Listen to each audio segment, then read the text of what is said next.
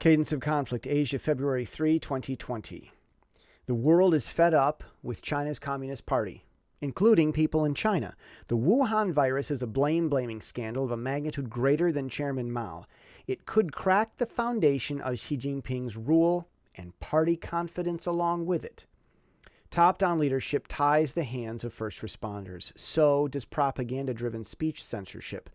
Of course, an outbreak will break out where people aren't allowed to respond or warn without permission from the central bureaucracy. For China, it was only a matter of time. And the world is fed up.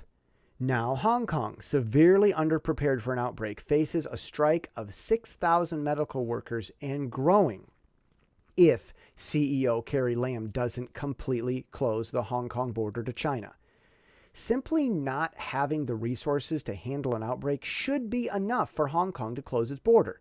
Not doing what simply should be done begs more questions of whether Beijing's top-down leadership is preventing Hong Kong from responding to the Wuhan outbreak, which would be yet another violation of the Basic Law and a breach of China's treaty with Britain that allowed Hong Kong to return.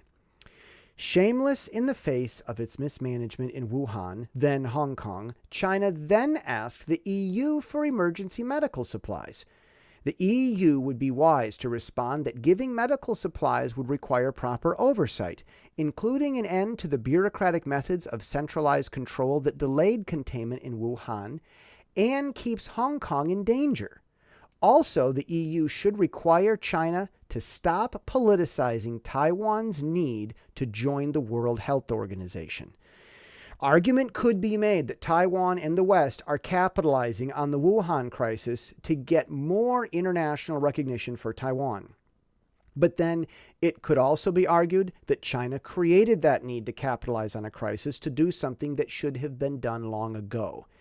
In light of the Wuhan outbreak, Canada, Japan, and the EU now sponsor Taiwan's request to join the World Health Organization as an active participant, not a mere observer. A viral White House petition snowballed past the threshold over the weekend, effectively making the same request of President Trump. Now that Trump has a massive petition to respond to, China won't be able to claim interference when he responds, but China may try to anyway, because in Confucian communist thinking, petitions of the people should be ignored. And that is the cadence of the conflict already seen in the Pacific.